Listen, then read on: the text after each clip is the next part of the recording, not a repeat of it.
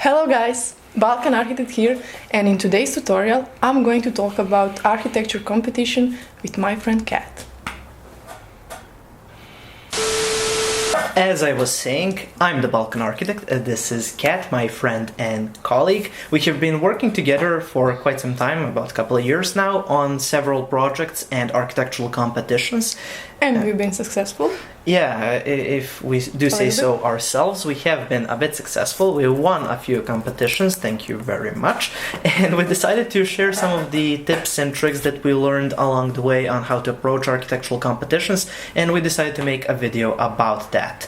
And so that's what this video is going to be about. And if you want to follow Kat, we're going to be leaving a link to her Instagram somewhere in the description of this video, so make sure to follow her. As a master thesis students at the moment, we think, according to our experience, that for young architects it's important to start with architecture competition, because I think in our experience it's a good real life experience to get while still in school. For the beginning, it's important to choose your team and to trust your partners. We choose each other. Please be nice in the comment section down below, because he's stronger. I don't want to, get problems with his strong girlfriend. So when we be nice, guys. When we choose to work with each other, we've been, I think, second year of bachelor degree. Yeah, we were probably studying for like 2 or 3 years at the moment, and then we decided to get into our first architectural competition.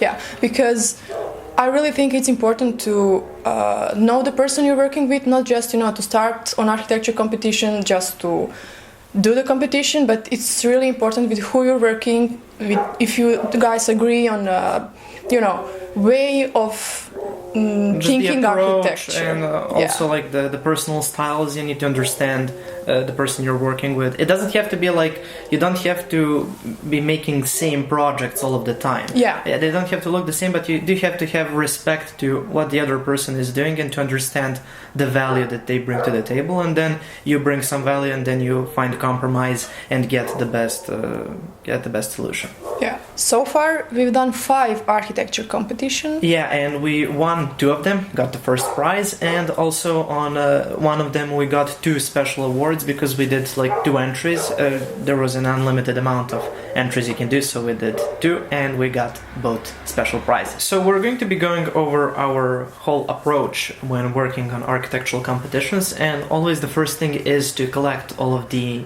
information about the project. Now, usually you're going to have basic information that you get from whoever is having the competition, but also do your little extra research and try to find something extra on the whole project, maybe the site and stuff like that. And besides collecting the documentation, you should visit the site. Sometimes there are organized tours by a client, but if they're not, take your car, go visit the site, take some photos, see the surroundings, and you want to get the whole feeling of what it's like to be at the site. It's not the same just by going through all of the Google Street View. Sometimes you have to visit and just understand the location. And while you're visiting the site, sometimes the client is available to talk to you, to give you some useful information. You can ask him questions that you're interested in, that can be helpful during your design process. And yeah, you should definitely research the client, or especially if you can meet him, that's the best option. For our first competition that we won, we had the chance to meet the client while visiting the site, and that was pretty much the best thing for us, and that's what we used to kind of get to our design solution and to win the competition, because we understood what the client was like and what the client wanted. It's not always just what you want as an architect. You also have to meet the needs and wishes of the client. They're not going to tell you precisely what they want, but you should listen how they're thinking, about what they're thinking. Sometimes they even show you examples of how they would like it to look like. You don't have to do the same, you don't have to copy other projects, but when you have like image of who you're working for and what he's expecting, it's a bit easier, I would say. Yeah, when you understand a person, you can understand what that person might be into. Like somebody wants some ultra modern conceptual building, somebody wants more traditional, useful, practical projects. So be on the lookout for that. Understand the client. When deciding on how do you want to go about your competition, we have determined some of our two basic approaches.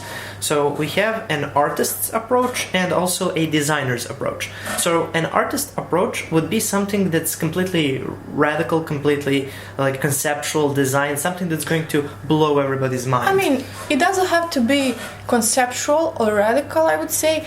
It just has to be what's you know, what people don't ask you to be, but what you feel needs to be there. Express yourself through your project. No matter conditions, don't think about what needs to be there, but just do how you feel. You want to feel, express your feelings through architecture, and in a lot of cases, if you look at some of the just huge competitions, the winner in some cases is the project that's wild, that's an expression of the architect, and sometimes, or in a lot of cases, it just breaks all of the rules. Like even the competition rules, like they say you should have a bridge, and they don't have a bridge or something like that.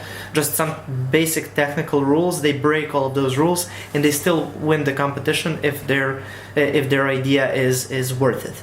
And also there is a designer's approach. This is like like a school approach. You're trying being a good student, actually. You're just trying to you're going along all of the rules. You want to you're doing the project, but within the rules. It's a more traditional or a more like old school approach, I guess.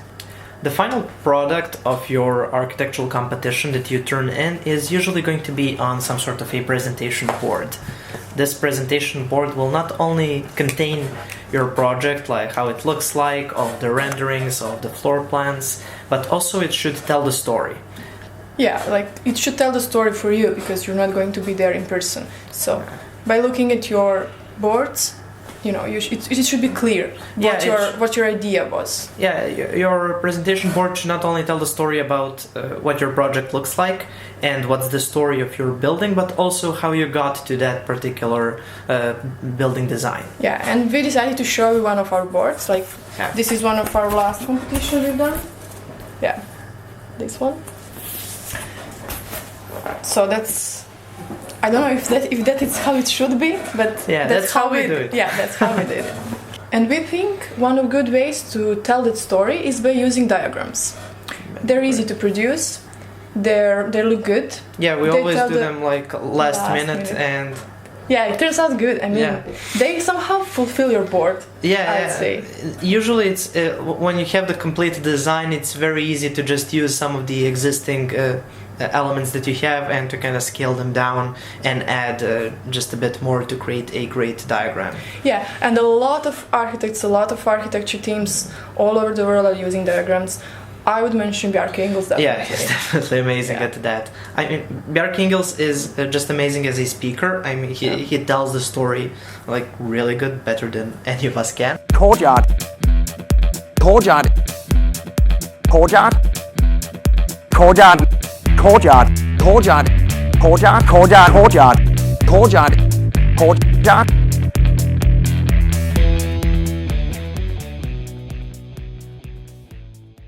I'm a whore. But when you look at the way that they do their diagrams, it's really good. They basically they tell the whole story without using any words. You don't have to add text. You just look at the image and you completely understand the whole project, and that's the point. And this isn't supposed to be advertisement for Bjarke Ingels, but when you say word diagram, first they come up to my mind. Yeah. Every architecture student loves Bjarke Ingels. I mean, just for the presentation, exploration at least. Like, everybody loves Bjarke. But anyway, one more thing that we figured out was like a cool thing to have within your competition panels is some sort of an Easter egg.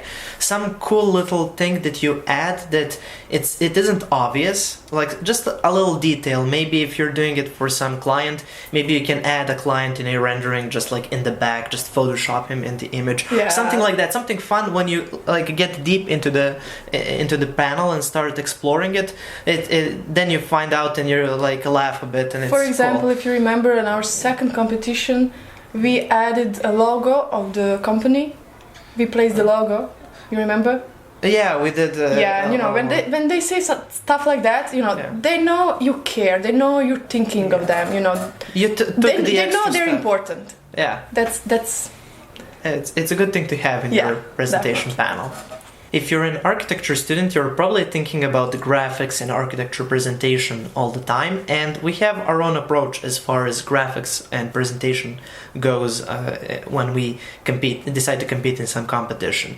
So we like to look at the scale of the competition. So if it's a large scale competition, then you really need to have some graphic design that really pops out, and when people are looking at these just large competitions, they're going through the presentation boards really fast, and you have to have the graphics that kind of make them like stop for a second and go, okay, and choose you for a second round. yeah. So always when working on competitions where you know there will be a lot of entries, try to have loud, expressive graphics that grab the attention of the people that are judging the competition. And when you're working on a small scale competition, graphics are not really that important. So if you don't really have time for graphics, it's always better to concentrate more on the actual design and the project. And then graphics don't really matter that much if there's not too many entries. And from our experience, when we won our first competition, our project, I mean, it was a good project because we were listening to the client, like we mentioned before. But I would say that the second prize team, they had better their graphic was way much better than ours, and they had more boards than us, definitely, and their graphic was perfect. You know, everybody who looked through the projects, they were surprised why they didn't win. Yeah, they were looking at the graphics and they were like, the second one should they have won? Yeah, it was perfect, but obviously, like we said, it's not that important when a client is looking for a project that he wanted, you know. Yeah, the client wanted our design, and that's why we won, and it was a small scale competition, so we didn't have the trouble that where they didn't have enough concentration to look through all of the works, because there were not that many entries. It was a student competition, so they kind of had to look through the whole design for each project or each entry, and because we invested most of our time in the design, that's why we won. Yeah. And one more thing we would like to mention, it's not the most important, but you know, a lot of students usually are looking for examples, already existing projects, you know, to get inspiration.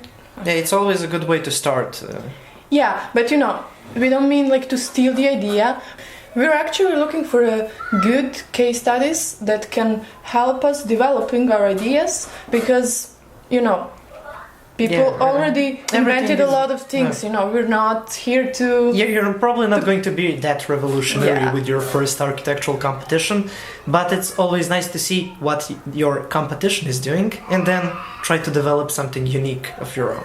So that's pretty much it for our video. Thank you for watching, and I would like to thank Kat for joining me for this video on architecture competitions. Thank you, Miloš, for inviting me, or should I call you Balkan? Well, here I'm just Balkan.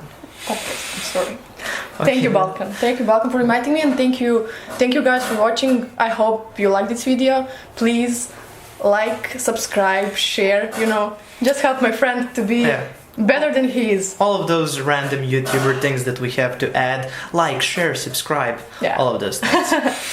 Okay, that's true. Thank you for watching. See you next time. Bye. See you guys. Bye.